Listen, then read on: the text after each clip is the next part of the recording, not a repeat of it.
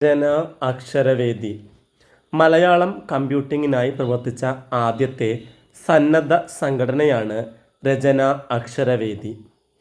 1999 കേരള സർവകലാശാല ലെക്സിക്കൺ പഠന വിഭാഗത്തിലെ R Chithrajakumar, N Gangadharan, P G വനഗവേഷണ കേന്ദ്രത്തിലെ കെയ്സ് ഹുസൈൻ തുടങ്ങിയവർ ചേർന്നാണ് രചന അക്ഷരവേദിക്ക് തുടക്കം കുറിച്ചത്. ആസ്കി എൻകോഡിങ്ങിൻ്റെ കാലഘട്ടത്തിൽ തന്നെ മലയാളത്തിലെ മുഴുവൻ കൂട്ടക്ഷര ലിപികളും എൻകോഡ് ചെയ്യുന്നതിൽ രചന അക്ഷരവേദി വിജയിച്ചു.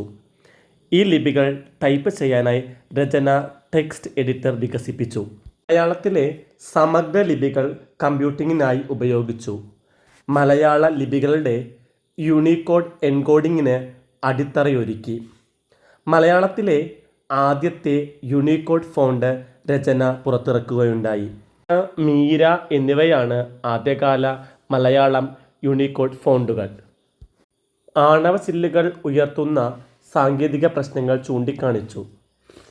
രചന .com എന്ന ആദ്യത്തെ മലയാളം യൂണിക്കോഡ് വെബ് പോർട്ടൽ ഇറക്കി. രചന മലയാളം ഓപ്പറേറ്റിംഗ് സിസ്റ്റം ആവിഷ്കരിച്ചു. സായാഹ്ന foundation, Rachana institute of typography open source Linux ആധാരമാക്കി പ്രവർത്തിക്കുന്നു. മലയാളത്തിൽ സെർച്ച് ചെയ്യാനായി നിത്യ എന്ന പ്രോഗ്രാം വികസിപ്പിച്ചു.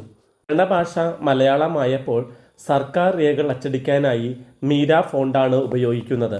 മലയാളത്തിൻ്റെ തനതു ലിപിയിൽ ലൈബ്രറി കാറ്റലോഗ് തയ്യാറാക്കാനായി രചന അക്ഷരവേദി വികസിപ്പിച്ച പ്രോഗ്രാമാണ് മീര ലൈബ്രറി മാനേജ്മെൻറ്റ് സിസ്റ്റം. ഇതുപയോഗിച്ച് കേരളത്തിലെ ഒട്ടേറെ ലൈബ്രറികളിൽ മലയാളം ഡിജിറ്റൽ കാറ്റലോഗ് തയ്യാറാക്കിയിട്ടുണ്ട്.